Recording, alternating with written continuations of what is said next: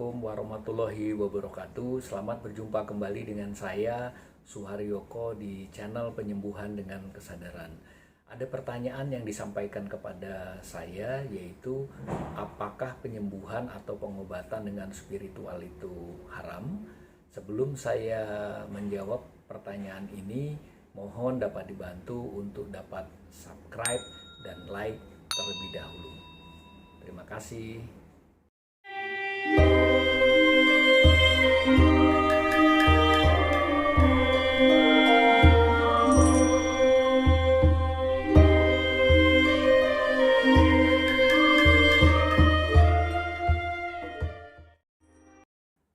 Baik, saya akan coba jawab pertanyaan ini.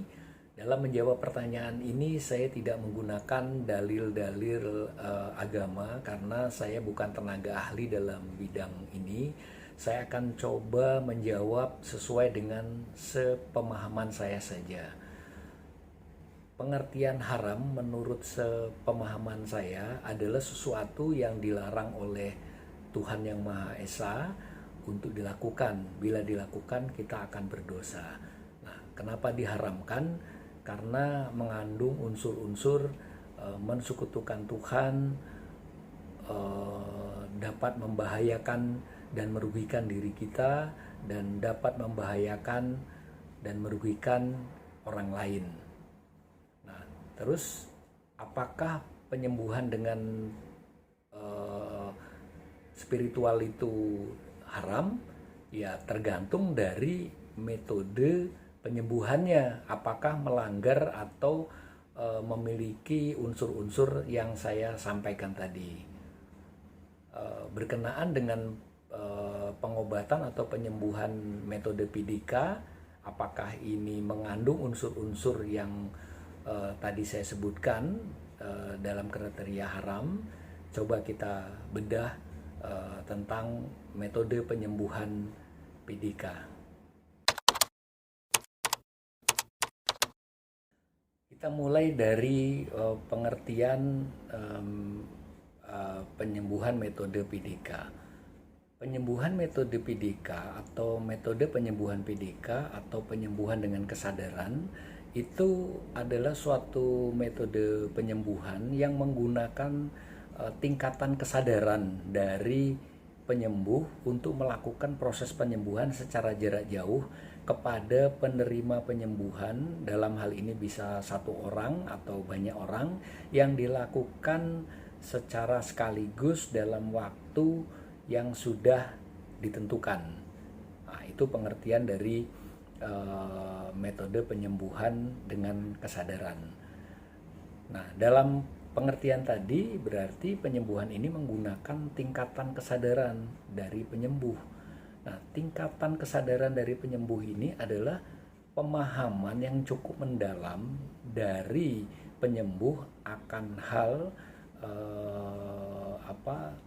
pikiran manusia, emosi manusia, dan juga tentang material dan spiritual atau materi dan spirit.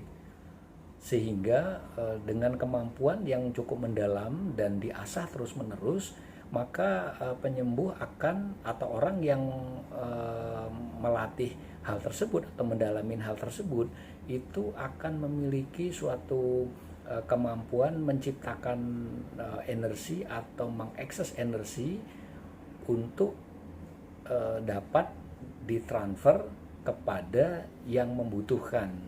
Dalam hal ini murni adalah skill yang dimiliki dari penyembuh, jadi dari latihan. Jadi olah dari pemahaman-pemahaman tadi dan olah pikiran dan juga kesadaran dan juga hati sehingga memiliki kemampuan ini. Jadi kemampuan ini murni tidak menggunakan bantuan jin atau makhluk halus. Ya, sebagai referensi bisa juga dilihat atau dibaca tentang pengetahuan tentang ilmu Reiki, bisa juga tentang tenaga dalam, bisa juga tentang pernapasan. Itu adalah betul-betul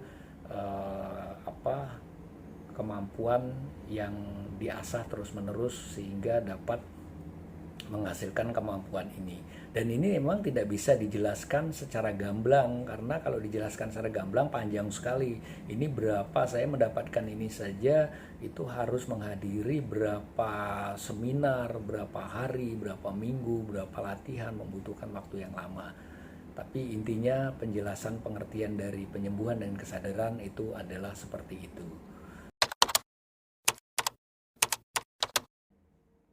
Terus bagaimana proses metode PDK ini bisa berjalan proses penyembuhannya? Jadi begini penjelasannya. Jadi setiap seseorang dalam menjalankan proses penyembuhan PDK atau penyembuhan dengan kesadaran ini akan mengalami selama dalam proses 1 jam itu akan mengalami 3 tahapan yang akan dilalui. Tahapan yang pertama itu adalah tahapan akan terbawa frekuensi gelombang otak pasien ke frekuensi meditatif, di mana frekuensi meditatif ini sangat mendukung untuk proses penyembuhan. Yang kedua, frekuensi dari energi kita atau energi dari penerima penyembuhan akan dibawa atau dipengaruhi oleh penyembuh, diselaraskan kepada frekuensi di alam sekitar. Nah, bagaimana ini bisa terjadi? Karena penyembuh telah mengasah kemampuannya terhadap tubuh non-fisiknya atau terhadap tubuh eteriknya, karena setiap manusia itu memiliki tubuh fisik dan tubuh non-fisik.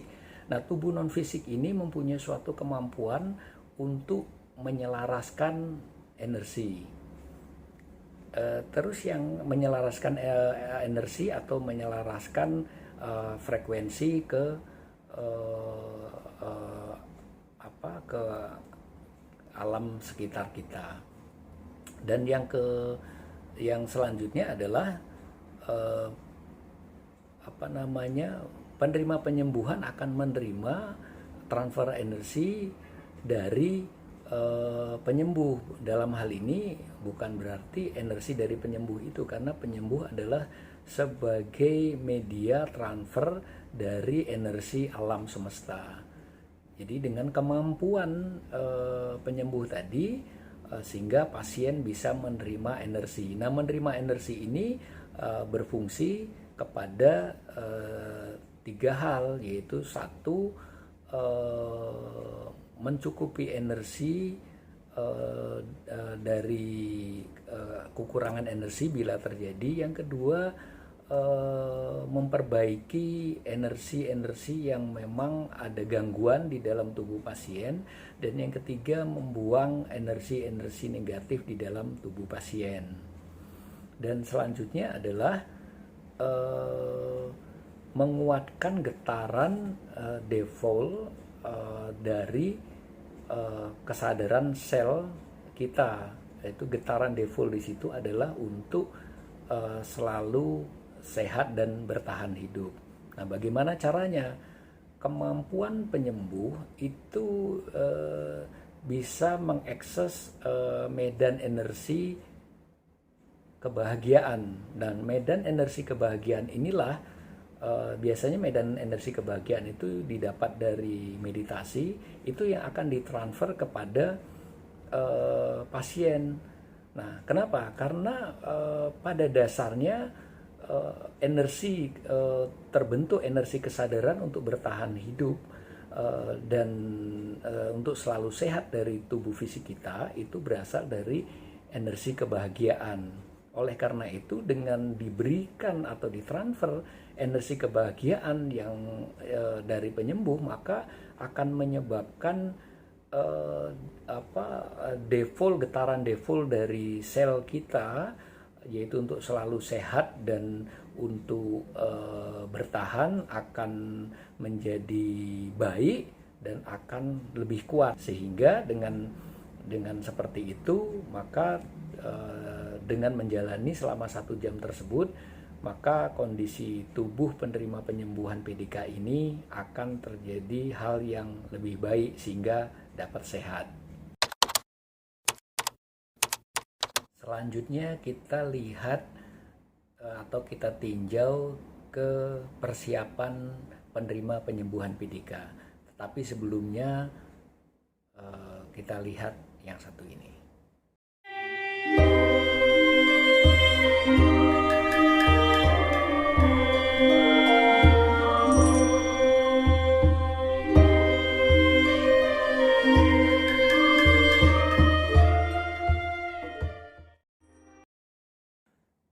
Kita tinjau dari persiapan penyembuhan PDK yang dilakukan oleh penerima penyembuhan. Persiapannya saya tidak jelaskan panjang lebar, nanti silakan tonton di video lengkapnya yang sudah disampaikan pada video sebelumnya.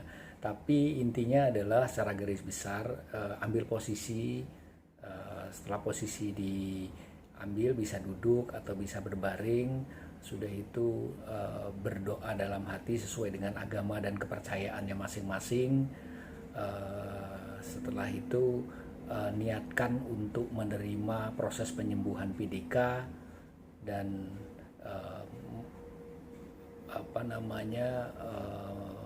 mempertahankan rasa kebahagiaan yang ada di dalam hati. Nah, niat ini memang perlu untuk diadakan karena niat ini adalah sebagai katakanlah sebagai penerima. Jadi ada saya sebagai pemancar dari energi dan penerimanya itu adalah dari penerima penyembuhan. Nah, penerima ini dengan cara supaya frekuensinya sama atau bisa ketemu, yaitu dengan niat menerima penyembuhan proses penyembuhan PDK ini. Jadi niatnya fungsinya untuk itu. Nah, setelah selesai dari proses penyembuhan selama 1 jam, maka ditutup dengan ucapan terima kasih kepada penyembuh dan ucapkan syukur kepada Tuhan, dan dilanjutkan dengan minum segelas air putih hangat.